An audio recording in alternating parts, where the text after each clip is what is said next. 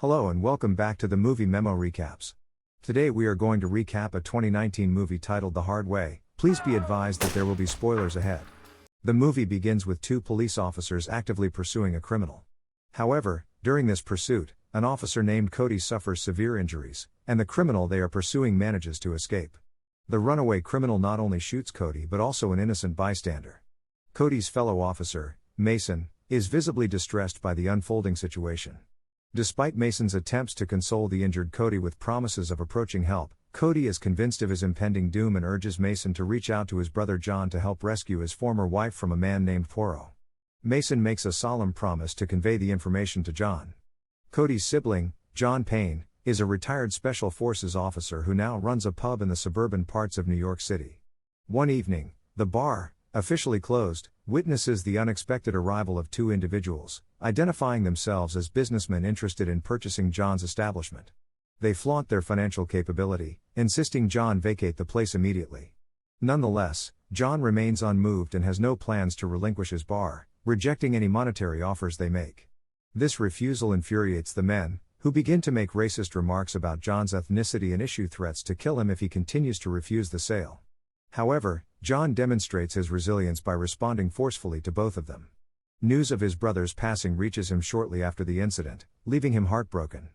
Come morning, he journeys into the city to meet Briggs, Cody's latest superior. Briggs reveals that his previous supervisor handed down an assignment that resulted in Cody's death during an operation. Cody and his team were involved in tracking down culprits from black market trade operations when Cody tragically fell victim. The following day, Cody's funeral takes place, with Mason, Cody's closest friend, among the mourners, clearly grief-stricken. During his operation, Cody fell victim to an ambush, leading to his untimely death.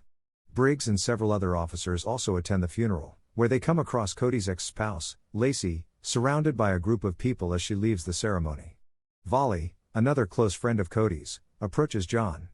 Given that Cody's informant became a marked man once the head of the syndicate, Toro, caught him, he speculates that his informant was the cause of Cody's death.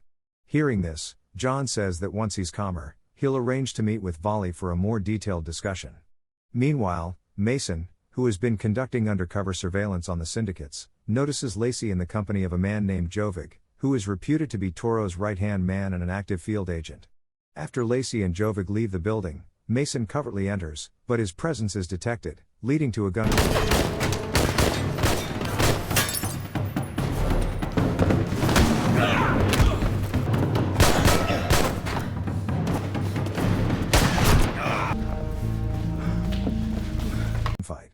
Mason, however, successfully escapes the dangerous situation. Elsewhere, Volley receives a visit from a group of men who ruthlessly murder him and his family. The inference here is that these men work for Toro, who won't tolerate any form of disruption to his operations. In the aftermath of these events, Briggs confronts Mason, declaring his intention to send additional forces to conclude the mission. Meanwhile, Mason advocates for a momentary respite to process the loss of his fallen partner. Once Briggs takes his leave, Mason promptly reaches out to John, proposing a meeting at a local pub. John meets his ex-wife, Skye, who works as a dancer in the bar, upon his arrival. Soon after Mason joins him, they witness a group of men harassing Skye and dragging her into a private room. Asking Mason to hold on for a moment, John springs into action, rushing after them. He decisively dispatches the men and instructs Skye to leave for home immediately. After that, John reconnects with Mason, who proceeds to divulge all relevant information. He reveals that Cody, Volley, and he were all working together on an investigation targeting a syndicate under Toro's leadership. Toro, an enigmatic figure, operates through his right-hand man, Jovic, who was responsible for Cody's murder under Toro's instructions. Unfortunately, the only people who had access to the evidence implicating Toro and Jovic, Cody and Volley, have now passed away, leaving no one to confront their crimes. When John inquires about Jovic's whereabouts, Mason points to the back of the pub, revealing that Jovic is, in fact, the owner. He visits the establishment every Monday and Thursday to inspect the new dancers, who, according to reports, also double as couriers for Toro's illegal commodities. A group of assailants intent on killing Mason ambush him on his journey home. Despite the odds, he manages to fend them off and survive the encounter. The narrative shifts back to John, who is now at his brother's residence. Relying on childhood knowledge about his brother's tendency to stash secret items in a specific location, he manages to find proof of Toro and Jovig's criminal activities. This evidence comprises a tape, a mobile phone, and a key. Upon viewing the footage, it reveals Jovig torturing Cody's informant, with Toro present in the background, his face cleverly obscured. We only capture the moment when Toro fires his gun at Cody's informant. John also scrutinizes Cody's phone, uncovering a video where Cody confesses that Toro's gang is pursuing him after seizing their €5 million and hiding it in a safe that only the discovered key can open. Meanwhile, Skye and one of her acquaintances have an unexpected run-in with Jovig and his crew. Jovig interrogates them about the individual who had assaulted his men in his absence. Skye's friend claims it was merely a patron who happened to be there at the time. However, Jovig isn't convinced, lashing out at her. Nonetheless, Skye's friend stands up to Jovig, and they manage to make a swift escape. Jovig, without wasting any time, dispatches his henchmen to capture both Skye and her friend.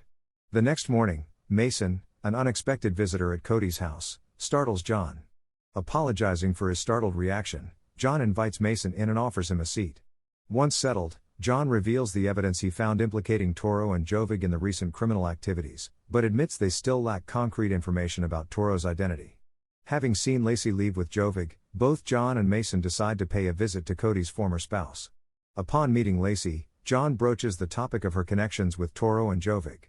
She confides in him about an encounter with Toro's gang members, where they sought her help in recruiting women in need of employment. They intended to use these women as dancers and traffickers of illicit goods. When Lacey hesitated, they threatened the lives of Cody and his brother, coercing her into compliance. Given her limited options, they forced her to divorce Cody and cater to their every whim. Soon after this revelation, John receives a distressing video message from his ex-wife's phone, which depicts the cruel torture and eventual murder of Skye and her friend at the bar. Immediately, John heads to Jovig's bar in a fit of fury. Jovig's lieutenant denies knowledge of Jovig's whereabouts, prompting John to retaliate physically. Despite numerous guards attempting to subdue him, they fail. One by one, John manages to defeat them all without a scratch. Eventually, someone reveals that Jovig is already on high alert, holed up in an upstairs room. Jovig opens fire on anyone entering the room, inadvertently shooting his own lieutenant. Blinded by rage, John engages with Jovig, ultimately breaking his neck. He then questions Jovig's wounded lieutenant about the elusive Toro. The man confesses frequent meetings with Toro but explains that Toro always concealed his face and altered his voice, leaving only Jovig and Lacey privy to his true identity. Upon hearing this, John promptly finds Lacey and delivers a message for Toro. He wants to arrange a meeting at an old castle in the city and is ready to return the €5 million his brother had seized, on the condition that Toro sets Lacey free. Subsequently, John seeks Briggs' assistance, asking for forces to surround Toro, but Briggs declines, citing John's civilian status. Disappointed but undeterred, John turns to Mason, explaining that Briggs has refused to provide support, leaving Mason as his only ally. Given Mason's hatred for Toro, he readily agrees to join John's crusade. Together, they devise multiple traps in preparation for their confrontation with Toro's forces. To sum it up briefly, Toro makes his appearance by evening, accompanied by a sizable army, and they disperse around the castle, encircling John. Encircled by a multitude of his men, Toro steps out from his vehicle and commands John to emerge with his money, using Lacey as leverage. In the heat of the moment, Mason strategizes to take down Toro, only to have his plans thwarted when Toro's men unintentionally shoot each other in a prearranged trap. As Toro takes cover in his car, John and Mason pick off his men one by one. Toro, feeling cornered, shoots Lacey and reveals his true identity when Mason attempts to retaliate. He is none other than Toro Briggs, the boss of John and Mason. Upon realizing this, fury ignites within John and Mason, and they open fire on Briggs and his henchmen. Despite this, Briggs and one of his men manage to flee into the castle. Briggs ambushes John within the castle, holding him at gunpoint. Briggs orders John to drop his weapon and hand over the €5 million immediately. John, stunned by Briggs' actions, questions why he would go to such lengths and murder his brother. Briggs reveals that he was infatuated with Lacey, but she chose Cody over him. John's suspicions about Briggs being Toro were sparked by a video in which Toro uses a 1911 series pistol with a silver handle to kill an informant. This was the same type of revolver he had noticed in Briggs' office. Meanwhile, Mason confronts one of Briggs' men, who turns out to be his former police colleague. The man confesses to murdering Volley's family, driving Mason to kill him in a fit of rage. Briggs tries to shoot John but ends up knocking him down instead. John, however, quickly regains his footing and retaliates. The previous day, During his visit to Briggs' office, John had discreetly substituted Briggs' bullets with blanks, while Lacey had feigned a gunshot wound. Now Briggs has no option but to physically engage with John. Simultaneously, Mason persists in his conflict with his former co-worker. That's for Cody, you son of...